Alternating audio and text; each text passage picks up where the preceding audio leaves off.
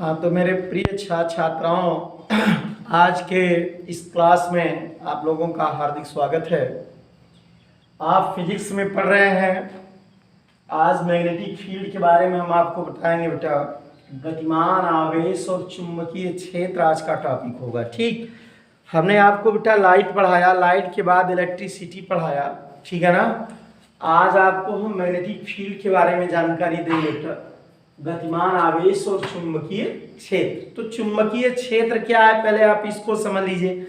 जैसे वैद्युत क्षेत्र होता था तो कोई भी आवेशित कण के चारों ओर का एक फील्ड बनता था, जहां पर अन्य कोई आवेश आकर्षण या प्रतिकर्षण बल का अनुभव करता था। तो ये जो एरिया बन रही थी उसी को हम लोग कहते थे वैद्युत क्षेत्र। वैसे ही चुंबकीय क्षेत्र है बेटा। अगर हम कोई चुंबक रख दे बेटा, तो किसी चुंबक के चारों ओर का वह क्षेत्र जहां पर रखी एक चुंबकीय सुई किसी आकर्षण या प्रतिकर्षण बल का अनुभव करती बेटा, चुंबकीय सुई है ना। किसी चुंबकीय सुई को इस चुंबक के चारों ओर ले जाओगे तो घूमकर सदैव उत्तर दक्षिण दिशा में ठहरती है। ये स्टैड का प्रयोग था बेटा। तो जहां तक ये आकर्षणकारी बेटा फील्ड तैयार करेगा बेटा, उसी को हम लोग क्या कहते हैं बेटा, चुंबकीय क्षेत्र। तो चुंबकीय क्षेत्र की डिफिनीशन आप देख ले बेटा। अब यहां से बल रेखाएं जो है उत्तरी ध्रुव से निकल करके दक्षिणी ध्रुव पर समाप्त हो जाती है बेटा। तो चुंबक में दो ध्रुव होते हैं, एक नॉर्थ और एक साउथ। उत्तरी ध्रुव और दूसरा क्या है, दक्षिणी ध्रुव। तो उत्तरी ध्रुव से बल रेखाएं निकलती है और दक्षिणी ध्रुव पर जाकर के समाप्त हो जाती है बेटा। तो चुंबकीय क्षेत्र की आप परिभाषा नोट कर लें। चुंबकीय क्षेत्र, मैग्नेटिक फील्ड, किसी चुंबक के चारों ओर का वह क्षेत्र, किसी चुंबक के चारों ओर का वह क्षेत्र जहां पर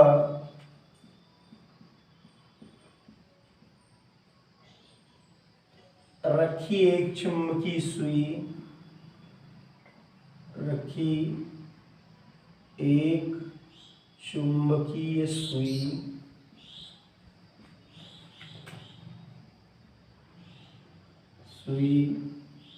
आकर्षण बल का अनुभव करती है, आकर्षण बल का अनुभव करती है और घूमकर सदैव उत्तर दक्षिण दिशा में ठहरती है, ठीक है ना। और घूमकर सदैव उत्तर दक्षिण दिशा में ठहरती है। उत्तर दक्षिण दिशा में क्या करती है बेटा, ठहरती है या रुक जाती है। उस क्षेत्र को चुंबकीय क्षेत्र कहते हैं। इसे क्या कहते हैं, चुंबकीय क्षेत्र कहते हैं। और जैसे वैद्युत की बल रेखाएं होती थी बेटा ना, कि धन ध्रुव से वैद्युत की बल रेखाएं बेटा बाहर दूर जाती हुई समझ में आती है बल रेखाएं, वैसे ही चुंबक में बेटा होता है। यहाँ देखिए ऋण आवेश में प्रबलता जो है या तीव्रता आती हुई समझ में आती है और धनावेश में बाहर जाती हुई समझ में आती है। तो आप समझ सकते हो बेटा कि किसी चुंबक के चारों ओर का वह क्षेत्र जहां पर कोई चुंबकीय सुई जो है आकर्षण बल का अनुभव करती है और वह घूम करके उत्तर दक्षिण दिशा में ठहरती है, उस फील्ड को क्या का नाम देते हैं हम, चुंबकीय क्षेत्र। क्या कहते हैं बेटा, चुंबकीय क्षेत्र। जैसे वैद्युत क्षेत्र होता था वैसे ही चुंबकीय क्षेत्र है, दोनों सिमिलर हैं बेटा। ठीक, तो आपने चुंबकीय क्षेत्र की तीव्रता को बेटा आप समझने का प्रयास करिए कि चुंबकीय क्षेत्र की तीव्रता क्या होती है, अब कैसे निकाली जाती है। तो बायो सेवर्ट एक साइंटिस्ट थे बेटा, बायो और सेवर्ट दो लोग थे। तो ये साइंटिस्ट किसी चालक तार में प्रवाहित धारा के कारण बेटा वैद्युत चुंबकीय क्षेत्र की गणना किया बेटा, कितना मैग्नेटिक फील्ड क्रिएट होगा उसी को हम लोग ज्ञान करेंगे। तो वेरी वेरी इंपॉर्टेंट है बेटा यूपी बोर्ड के लिए। तो आइए देखते हैं बेटा, बायो सेवर्ट का नियम लिखते हैं। बायो सेवर्ट का नियम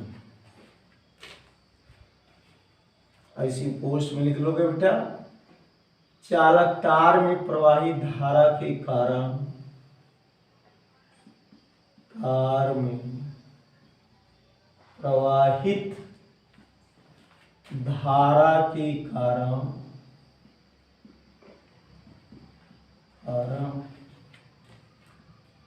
उत्पन्न चुंबकीय क्षेत्र, उत्पन्न चुंबकीय क्षेत्र। ठीक, तो आइए हम इसी को देखते हैं बेटा कि बायो सेवर्ट ने क्या समझाने का प्रयास किया कि जैसे हम कोई चालक तार ले ले बेटा, उसमें धारा प्रवाहित करें।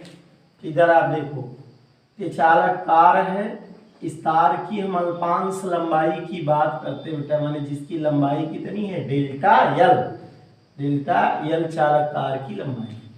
इस अल्पांश लंबाई के कारण चालक तार से आर दूरी पर बेटा किसी बिंदु P पर हमें चुंबकीय क्षेत्र की तीव्रता ज्ञात करनी है ना। चालक तार से आर दूरी पर किसी कोण थीटा पर क्या निकालना है हमें, चुंबकीय क्षेत्र की बेटा गणना करना है। कहाँ पर, बिंदु P पर चुंबकीय क्षेत्र की गणना करना है। इस चालक तार में बेटा माना मैंने कितनी धारा बहाई जा रही है बेटा, आई धारा प्रवाहित जा रही है, प्रवाहित की जा रही है। तो चालक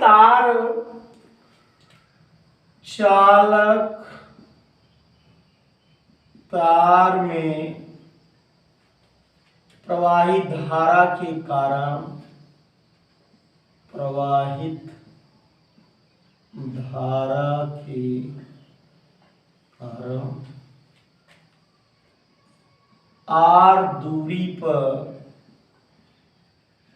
उत्पन्न चुंबकीय क्षेत्र निम्न बातों पर निर्भर करता है। निम्न बातों पर क्या करता है, निर्भर करता है, निम्न बातों पर निर्भर करता है। अब देखो कौन सी बातें हैं। तो पहली बात यह है कि जो चुंबकीय क्षेत्र की तीव्रता है बेटा B, intensity of magnetic field, वो चालक में प्रवाहित धारा के अनुक्रमानुपाती होता है कि बेटा इंटेंसिटी उतना ज्यादा होगा जितना करंट उसमें फ्लो करेगा। कि चालक तार में प्रवाहित धारा चुंबकीय क्षेत्र की तीव्रता के अनुक्रमानुपाती है। तो हम B प्रोपोर्शनल टू क्या लिखते हैं बेटा, I, कि चुंबकीय क्षेत्र की जो तीव्रता है, चुंबकीय क्षेत्र की तीव्रता B चालक तार में प्रवाहित धारा के अनुक्रमानुपाती होता है। आप लिख लीजिए भाषा में भी, चुंबकीय क्षेत्र की तीव्रता उसमें प्रवाहित धारा के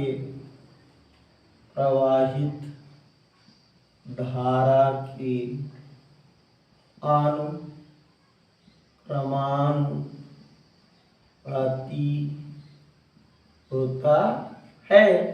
तो पहली बात आप लोग याद रखिए कि करंट जितना ज्यादा बहेगी तार में, मैग्नेटिक फील्ड उतना ही ज्यादा होगा। ठीक, दूसरी बात यह है कि ये चुंबकीय क्षेत्र की तीव्रता अल्पांश लंबाई के अनुक्रमानुपाती होती है। जितना ज्यादा लंबा रहेगा बेटा मैग्नेटिक फील्ड उतना ज्यादा क्रिएट होगा। तो B प्रोपोर्शनल टू क्या, डेल्टा एल, कि चुंबकीय क्षेत्र की तीव्रता उसके लंबाई के अनुक्रमानुपाती होती है। चुंबकीय क्षेत्र की तीव्रता उसके, है ना, लंबाई के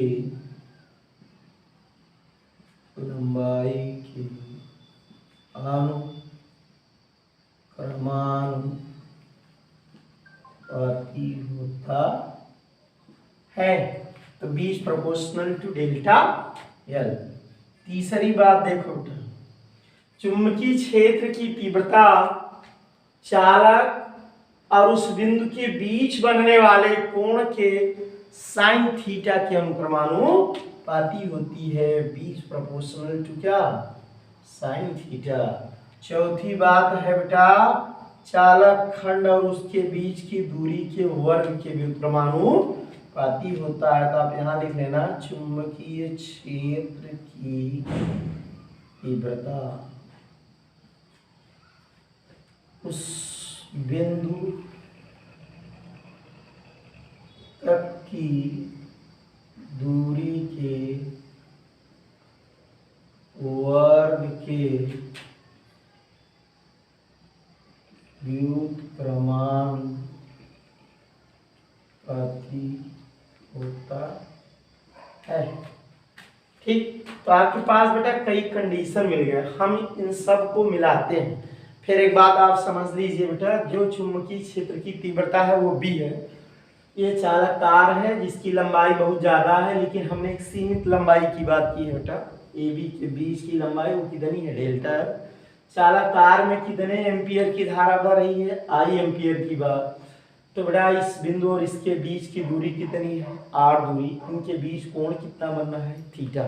तो बायोट ने समझाने का प्रयास किया कि चालक तार में अगर धारा बह रही है तो चुंबकीय क्षेत्र की तीव्रता बेटा निम्न बातों पर निर्भर करती है। पहली तो धारा के अनुक्रमानुपाती होती है, दूसरी लंबाई के अनुक्रमानुपाती होती है, तीसरी चालक और उस बिंदु के बीच बनने वाले कोण के साइन थीटा के अनुक्रमानुपाती होती है। चौथी बात यह है कि चुंबकीय क्षेत्र की तीव्रता उस बिंदु तक की दूरी के वर्ग के व्युत्क्रमानुपाती होती है। तो जब हम इनको मिलाते हैं बेटा, हमारे पास एक नया फार्मूला क्रिएट होता है। आप इस फार्मूले को समझ सकते हैं। देखिए, अर्थात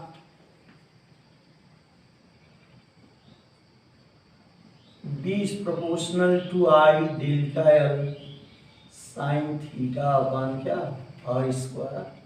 अभी बेटा अनुक्रमानुपाती हटेगा तो यहाँ एक नया कांस्टेंट आता है ना, प्रोपोर्शनल कांस्टेंट, नया कांस्टेंट आता है म्यू नॉट बटे 4 पाई। क्या पढ़ेंगे इसको, म्यू नॉट बटे 4 पाई I delta L sine theta upon R square, है ना। तो जहां म्यू नॉट बटे 4 पाई का मान है 10⁻⁷, ये नियतांक है बेटा, इसको क्या कहेंगे, नियतांक।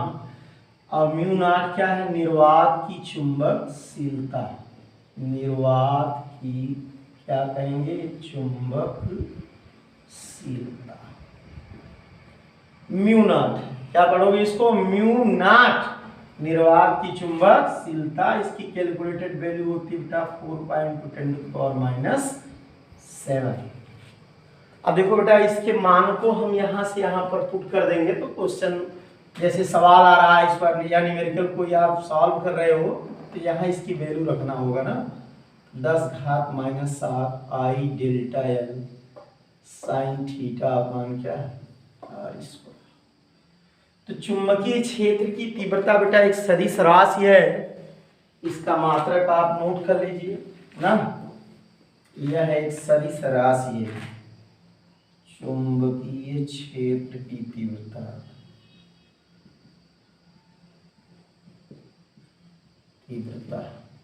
B एक सदिश राशि है। ऐसी राशि है, एक सदिश राशि है। इसका मात्रक न्यूटन प्रति एम्पियर, ए माने एम्पियर, एम माने मीटर, ना समझो तो हिंदी में न्यूटन प्रति एम्पियर गुणे मीटर।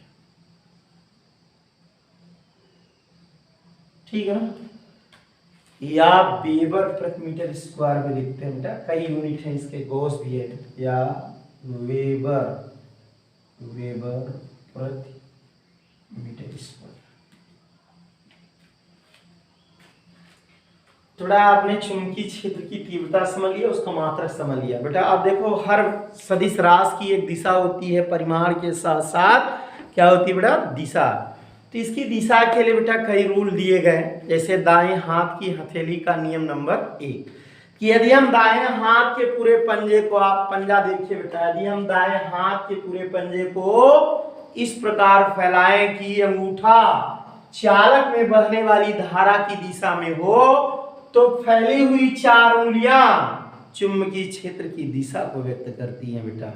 फिर से समझिए, यदि हम दाएं हाथ के हथेली को इस प्रकार फैलाएं कि 4 उंगलियां एक तरफ हो, अंगूठा इसके लंबवत हो, यदि अंगूठा चालक में प्रवाहित धारा की दिशा में हो, तो फैली हुई 4 उंगलियां चुंबकीय क्षेत्र की दिशा को व्यक्त करती हैं बेटा। तो चुंबकीय क्षेत्र की दिशा के लिए नियम आप लिखो बेटा, वेरी वेरी इंपॉर्टेंट है, जो बोर्ड में कई मर्तबा बेटा पूछा गया। तो चुंबकीय क्षेत्र की दिशा के लिए नियम, चुंबकीय क्षेत्र की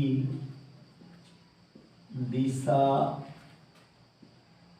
के लिए नियम है ना, चुंबकीय क्षेत्र की दिशा के लिए नियम। तो नियम में नंबर 1 है दाएं हाथ की हथेली का नियम, दाएं हाथ की हथेली का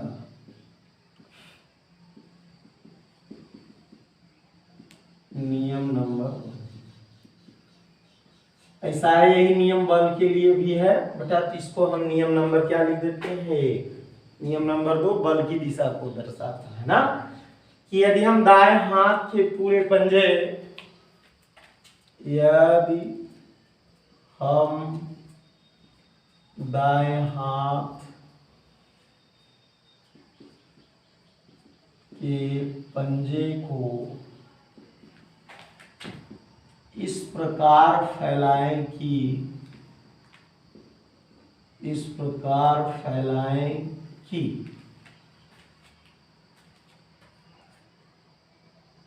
अंगूठा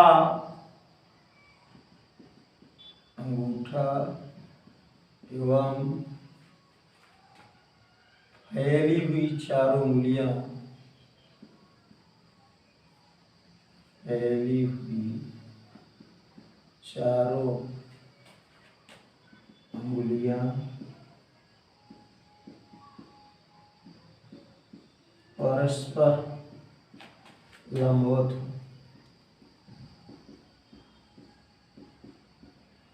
है ना, परस्पर लंबवत हो। यदि अंगूठा चालक में प्रवाहित धारा की दिशा को व्यक्त करे, अंगूठा चालक में प्रवाहित धारा आई की दिशा में हो, तो फैली हुई 4 उंगलियां, फैली हुई 4 उंगलियां चुंबकीय क्षेत्र की दिशा को व्यक्त करती है, उंगलियां चुंबकीय क्षेत्र की दिशा को व्यक्त करती है।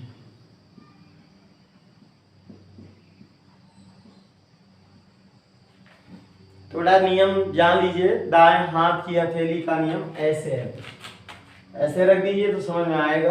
अंगूठा चालक में प्रवाही धारा की दिशा में हो, चार उंगलियां जो फैली हुई हैं बेटा यहाँ पर चुंबकीय क्षेत्र की दिशा होती है, ठीक है ना। यदि हम दाएं हाथ के पंजे को इस प्रकार फैलाएं कि अंगूठा एवं फैली हुई चार उंगलियां परस्पर लंबवत हो, यदि अंगूठा चालक में प्रवाही धारा आई की दिशा में हो तथा फैली हुई चारों उंगलियां चुंबकीय क्षेत्र की दिशा को व्यक्त करती है बेटा। यही है दाएं हाथ की हथेली का नियम नंबर 1 ना। एक नियम और आप समझ लीजिए इसी में, मैक्सवेल का दक्षिणावर्ती पेंच का नियम। मैक्सवेल का दक्षिणावर्ती पेंच का नियम, दक्षिणावर्ती पेंच का, मैक्सवेल का दक्षिणावर्ती पेंच का नियम। तो मैक्सवेल बेटा साइंटिस्ट था जिन्होंने मैग्नेटिक फील्ड और इलेक्ट्रिक फील्ड के लिए अपना महत्वपूर्ण योगदान दिया है ना। बाद में मैक्सवेल थियरी आई जो चुंबकीय और वैद्युत दोनों समीकरणों को मिला करके बेटा उसका अध्ययन किया। तो मैक्सवेल एक साइंटिस्ट है जिन्होंने इस जगत में बेटा बहुत ज़्यादा वर्क किया है। तो आप मैक्सवेल के नियम को समझे। आप पेचकस देखते होंगे बेटा घरों में, जैसे मान लो ये पेचकस है, यदि हम पेचकस को दाएं हाथ से पकड़ें, इस प्रकार से पकड़ें कि पेच के कस, यानी पेच को कसने के लिए अंगूठा घुमाते हो कि नहीं आप बेटा। यदि पेच की नोक धारा की दिशा में हो तो पेच को कसने के लिए अंगुलियां जिस दिशा में घूमती हैं, आप लोग देख सकते हैं कि पेच को कसने के लिए अंगुलियां जिस दिशा में घूमती हैं वही बेटा चुंबकीय क्षेत्र की दिशा होती है। यदि हम पेचकस को दाएं हाथ से इस प्रकार पकड़े कि पेच की नोक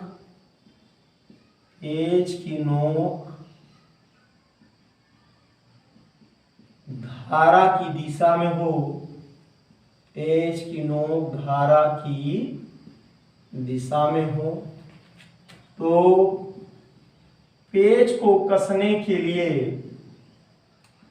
पेच को कसने के लिए अंगूठा जिस दिशा में घूमता है, अंगूठा जिस दिशा में घूमता है वही बल रेखाओं की दिशा होती है, वही बल रेखाओं की दिशा होती है। ठीक, तो आपने चुंबकीय क्षेत्र को समझा बेटा। चुंबकीय क्षेत्र से उसकी दिशा को व्यक्त करने के लिए दो नियम आपने जाना, आपने पढ़ा दाएं हाथ की हथेली का नियम नंबर 1 जो कि बोर्ड में कई बार बेटा लगातार पूछा जा रहा है, और दूसरा है मैक्सवेल का दक्षिणावर्ती पेंच का नियम। यही चीज 12 में भी दिया आपको पढ़ने के लिए। आप 10वीं में अगर आप तैयार किए रहोगे तो 12 में बहुत ज्यादा मेहनत नहीं करना है बेटा, केवल आपको समझना है। तो हथेली के नियम नंबर 1 से भी चुंबकीय क्षेत्र की दिशा आप बता सकते हो, और मैक्सवेल के दक्षिणावर्ती पेंच के नियम से भी। ठीक, तो कल हम बेटा चुंबकीय क्षेत्र में किसी चालक को अगर हम रख देंगे तो उस पर कितना बल लगेगा, कल हम इसका कैलकुलेशन आपको समझाएंगे। सूत्र की स्थापना कल बताया जाएगा आपको। ठीक, तो आज के लिए आपको बेटा इतना ही बताया जा रहा है, इतना आप तैयार करिए, बाकी बातें आपको कल समझाएंगे। ठीक, धन्यवाद।